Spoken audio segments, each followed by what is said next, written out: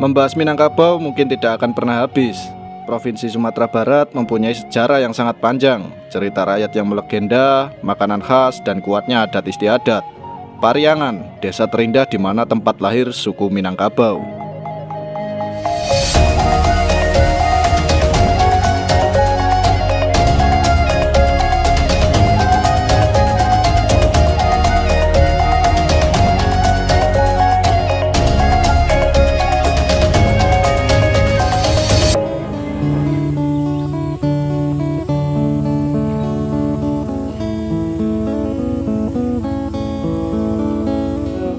Setelah itu kita melanjutkan perjalanan esok harinya menuju ke Kabupaten Tanah Datar. Tepatnya kita ke Istana Basa Pagaruyung. Pasti orang Sumatera Barat udah tahulah. Di situ kita melihat bekas-bekas peninggalan dari Kerajaan Pagaruyung. Letaknya dari Sawalunto itu kurang lebih hampir 40 kilo, waktu tempuhnya 2 jam. Di sana kita melihat sisa-sisa peninggalan dari Kerajaan Pagaruyung. Nah, Kerajaan Pagaruyung ini merupakan kerajaan yang ada pada masa sebelum kemerdekaan ya, tepatnya pada tahun 18-an dan bercorak Islam, dan salah satu kerajaan yang ada di Sumatera Barat. Setelah dari Pagaruyung kita melanjutkan kembali perjalanan menuju desa terindah di dunia.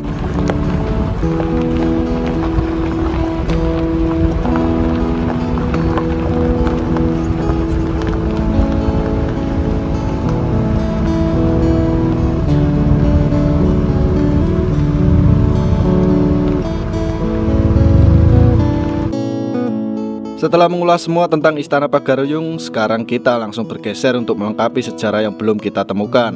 Om Doli langsung mengajak kita ke Tangga Seribu, di mana di belakang Istana Pagaruyung terdapat bukit yang luas. Konon katanya dulu kerajaan yang asli berada di bukit ini. Setelah itu kita langsung bergeser ke Istana Silinduang Bulan. Tempatnya tidak jauh dari Istana Pagaruyung dan satu arah kalau kita mau menuju ke Desa Pariangan.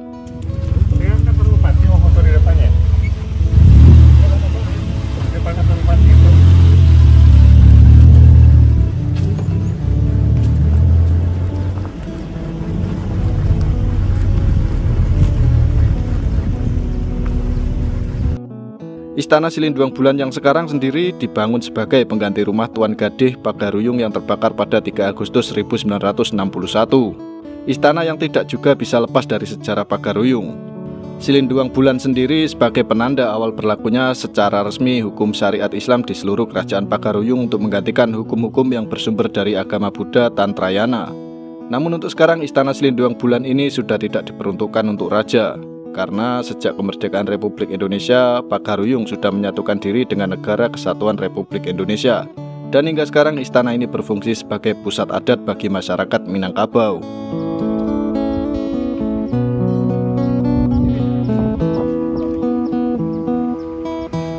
Iya, Bang.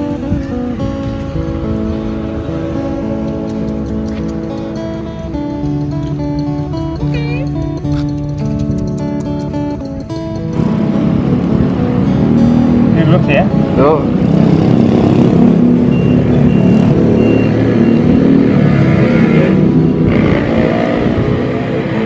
Oke.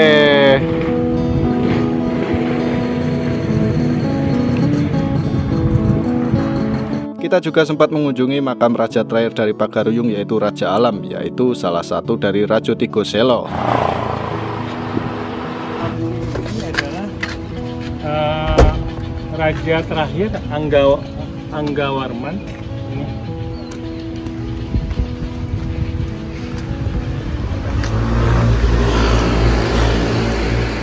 Ini. Ini adalah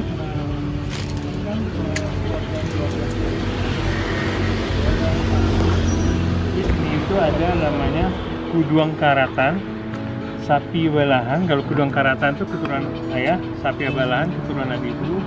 Kemudian ada saudara-saudara jauh yang di luar rantau. Ini keturunannya. Ini tempat yang pertama, kemudian nanti ada lagi satu di daerah Kuburaju lebih banyak. Suasana mistis mulai terasa dikala kita semakin dekat dengan pohon beringin. Di komplek makam ini terdapat 13 buah makam. Sayangnya kita tidak bisa berlama-lama di sini dan tidak bisa mengunjungi semua tempat karena waktu buka puasa semakin dekat. Konon katanya Om Doli juga melarang kita untuk melanjutkan penelusuran karena ada beberapa tempat yang kalau menjelang malam sudah tidak baik untuk dikunjungi. Namun kita akan mencoba mengunjungi tempat-tempat yang gak jauh dan kita lewat sebelum waktu buka puasa tiba.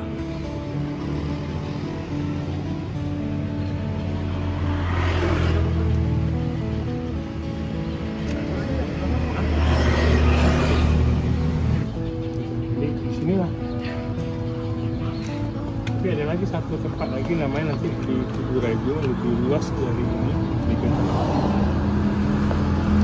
Kita juga sempat mengunjungi prasasti Pagaruyung yang berisikan tentang informasi mengenai Raja Aditya Warman. Aditya Warman sendiri adalah raja kerajaan Melayu yang berkuasa sejak 1347 hingga 1375 sebelum Masehi.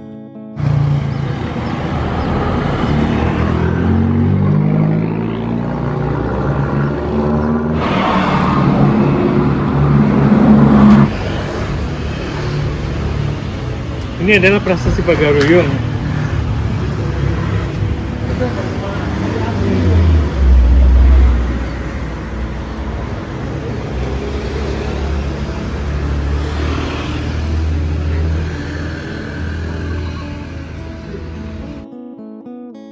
Batu prasasti ini memiliki bentuk persegi 4 dengan tinggi 2 meter, lebar 1,3 meter, dan tebal 38 cm.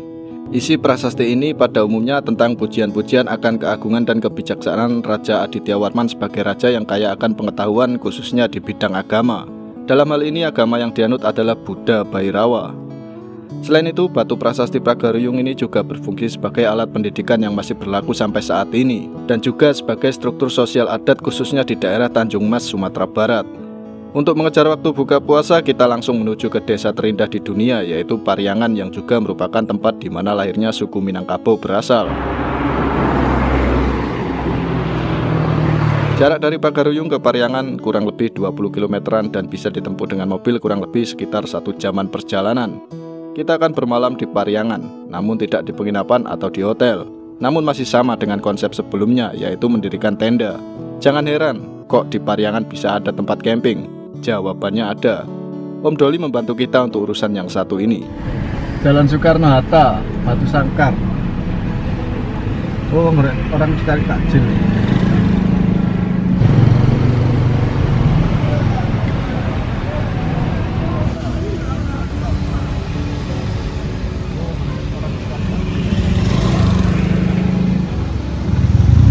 Sekarang kita harus bertemu dengan padatnya jalanan karena memang waktunya orang-orang keluar untuk mencari takjil dan sepanjang jalan banyak sekali pedagang yang menawarkan makanan dan minuman untuk buka puasa. Mulai dari sinilah mobil kita akan sangat diuji, karena menurut Om Doli, daerah Pariangan sampai sekarang masih menjadi tempat yang paling sering terkena abu vulkanik dari erupsinya Marapi.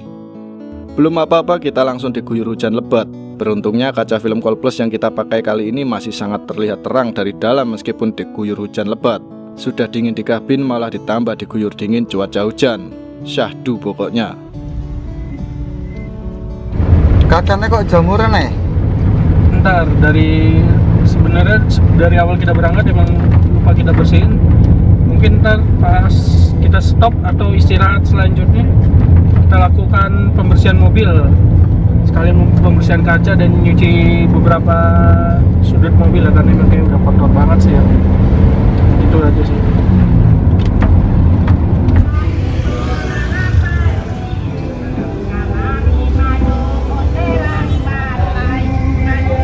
Pasar apa nih? Pasar Serikat C. Iki. Ayo. Takjil apa nih? Wah, nggak tahu nih. Nyari takjil apa, Cok? Es degan. Oke.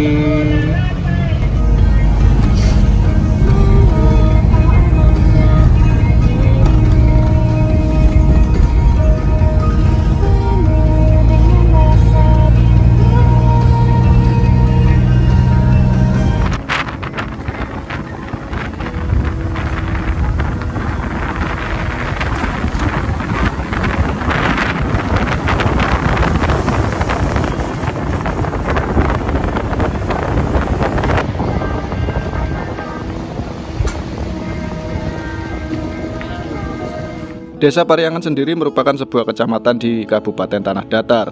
Dijuluki desa wisata Nagari Tuwo terindah di dunia karena mempunyai wilayah yang indah dan anugerah alam yang elok dan subur. Selain itu juga desa atau nagari tertua tempat nenek moyang dan peradaban Minangkabau bermula. Letaknya ada di lereng Gunung Marapi, sebuah gunung yang berada di dataran tinggi Provinsi Sumatera Barat. Desa Pariangan berada di ketinggian 800 sampai 1000 mdpl.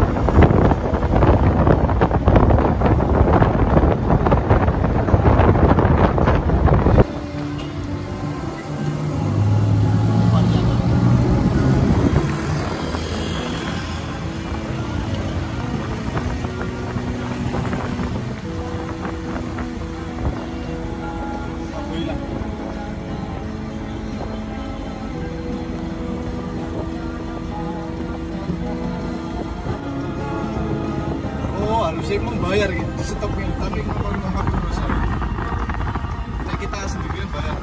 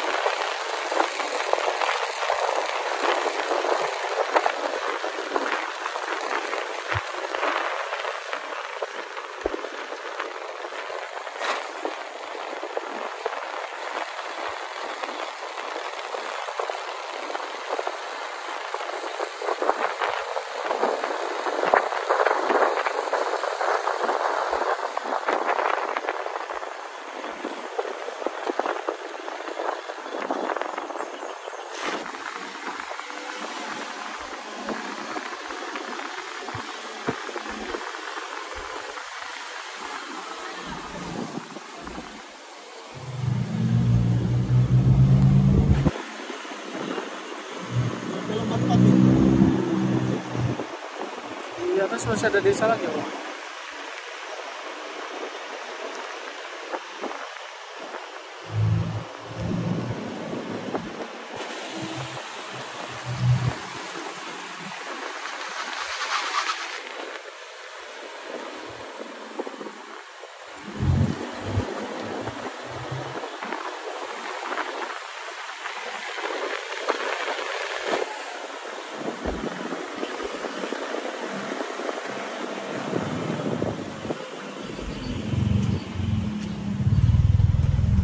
BTW, buka nggak pas puasa?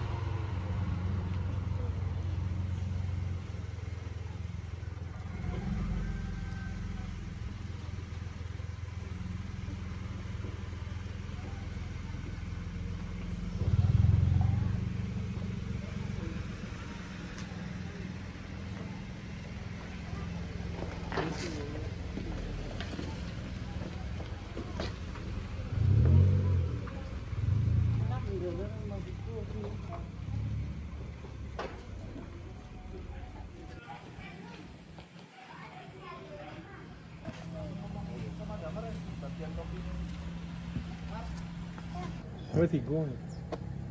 Saurus buku sih kok. Oh, ya kan apa Enggak. itu? Kan bisa anak. Kita bawa itu sendiri sih. Bisa. Nah, Iya. kalau enggak Beko minta tolong aja saya. Oh, kalau ada misalnya bikin Indomie, bikin apa, oh ya. sama ibu bisa. Kalau Dulu apa? Nah, setahun gini orang ke Pasul dulu. Oh, terakhir camping sebelum saya sudah puasa. Tadi sama Om Lea, sama Om Rizal sih kamu lah. Makan durian tapi banyak itu lah. Ini Januari tadi. Ya, saya juga itu.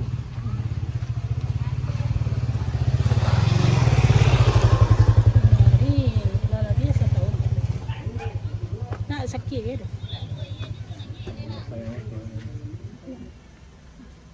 Sekira jam soleh nasi kada kami bro. Tapi kalau kata ke rumah lah, kalau jam 2 jatuh hanya tempat tidur langsung. Ini jadi ini Pariangan. Pariangan ini adalah salah satu kecamatan di Tanah Datar yang kebetulan landscape-nya itu dinamakan sebagai tempat atau pemandangan terindah yang ada di dunia. Nah, kenapa itu disebut sebagai desa terindah? Satu, mengenai pemandangannya mungkin nggak bisa dipungkiri lagi ya. Iya. Kemudian kedua, kultur. Jadi disinilah salah satu daerah yang masih banyak menjaga adat istiadat. Dan yang penting sekali dari sinilah orang Minang berasal. Jadi orang Minang itu berasal dari Nagari Pariangan.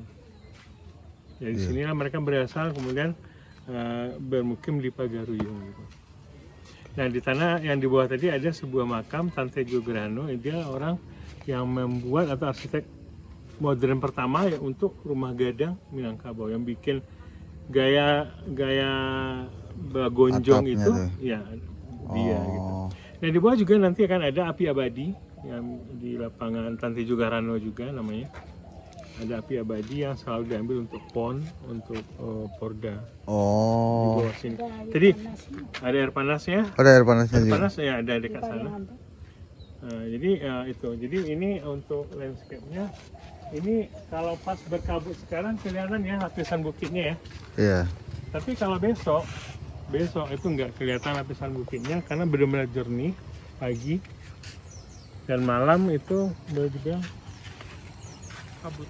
Nah, ini lumayan dingin ya Bu.